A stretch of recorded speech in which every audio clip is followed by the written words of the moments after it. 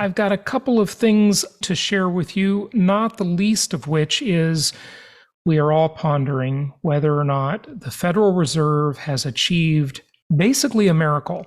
And I think maybe they have. I was very critical of the Fed, and I talked about this on the last episode. I think they let the money printer and the quantitative monetary policy run way too long. And I think that was a big mistake. I think Powell was denying inflationary pressures in the system, saying it was transitory, but it was long past transitory. It was long past supply chain issues, which, by the way, those seem to be rearing their head again. We'll see how that goes.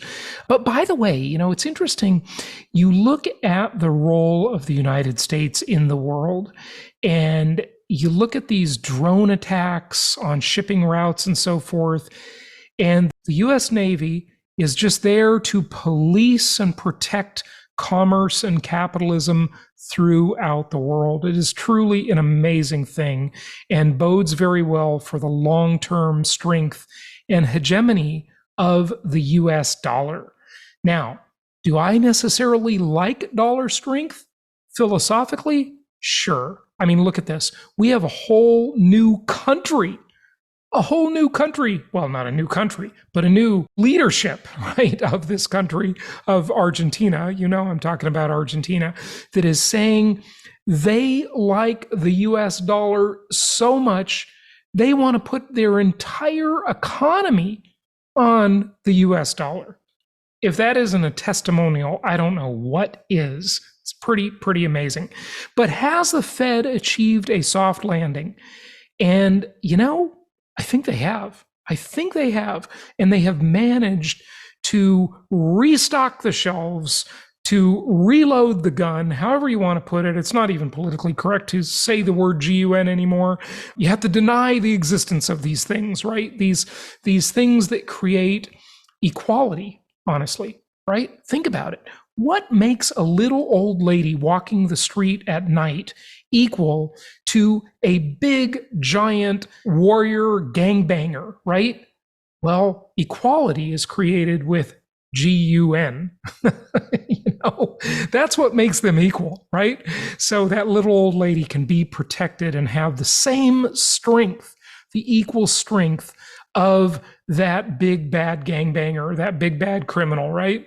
GUNs, they make for equality. Okay, enough of that.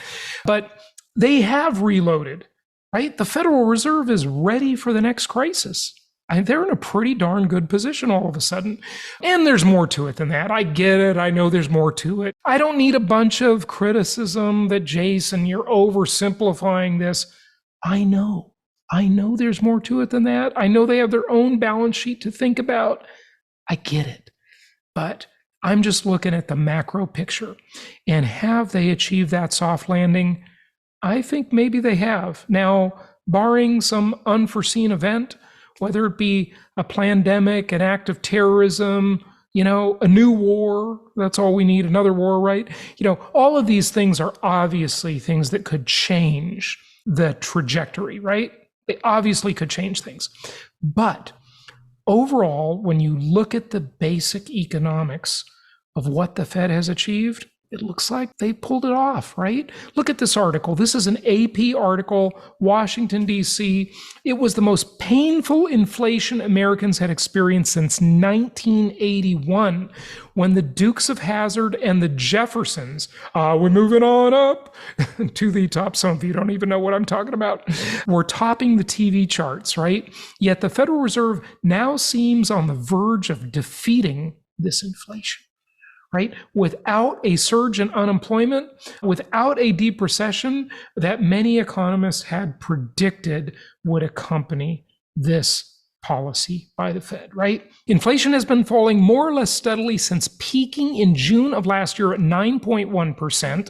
Okay. Now, the cost of goods such as used cars, Furniture and appliances have fallen for 6 straight months compared with a year ago. Goods prices are unchanged, held down by improved global supply chains. Now, the supply chain problem kind of having a little bit of a threat right now, as we all know, but this is short-term news, right? And all of these YouTubers and all of these gloomers will make a big giant deal out of this stuff that is more of a fly in the ointment than a systemic problem, right? They do that. And then what they do when they've been proven wrong, when their predictions just sucked, they simply just remove the videos. So everybody forgot they said that, right? Yeah. We don't remove any videos, folks. We haven't removed any, okay? We haven't removed any podcasts. The podcasts are numbered, so you can just go back and listen to them. And if a number is skipped, then you'll know we probably took one down, okay? The Federal Reserve, well, we'll see. We'll see where they go with this. Okay, let's look at a couple of local real estate markets. And this is important. This is active inventory changes year over year and compared to 2019. Now, why is 2019 an important year? Well, it was before anybody ever heard of COVID, right? That's why it's an important year. So let's take a look at some of these markets and let's look at how they have acted differently, right? Let's look at how they've acted differently, right? So let's go to the first one that you can't spell, at least I can't spell it. It's Albuquerque, right? Albuquerque, 1,497 homes for sale. Last year, a little bit higher than that, 1,574. So inventory is down. And year over year, it's down 4.9%. But since 2019, Albuquerque is down by 1/3, by 33%. I'm not going to go over every market, but I want you to look at the ones in bold. And by the way, this comes from Calculated Risk, which is fantastic. I'm trying to get Bill on the show. We haven't booked him yet, but he's got some great data. Austin, Texas. This is one of those markets that was really a hybrid market that probably could be considered a cyclical market now, or at least it could, through its last phase of big change, could have been considered cyclical. So Austin has had real problems because, like every cyclical market, it basically got overinflated, and what goes up must come down. Now, Austin, Texas, right now, 9,300 homes for sale. Last year, 8,800 homes for sale. Obviously, you see I'm rounding off. If you're watching this on video, rounding off just slightly. And November of 2019, only 5,700 homes for sale. So the inventory in Austin versus 2019 is up a whopping 62% increase in inventory. Yikes. But that's really the only market where you could report something like this. Every other major market, way down in inventory, way down in inventory. Some of these are grouped by states rather than cities because, maybe they don't have big enough metro areas or whatever. I'm not sure why he does it that way. But if you just go down the list here, right? You look at even Detroit, inventory versus 2019 is down by 48%. Grand Rapids down by 49%. Houston up a little, only a little, by 2.3%. This is versus 2019, okay? Because the COVID era was, that was weird, right? So we're just going to go 2019. Maryland down by 50.9%. Very little inventory in Maryland. Memphis down by 11.3%. Less inventory there. Minnesota down by 29%. Sacramento, my Aunt Joan, who's been on the show, who's spoken at a few of our conferences, right?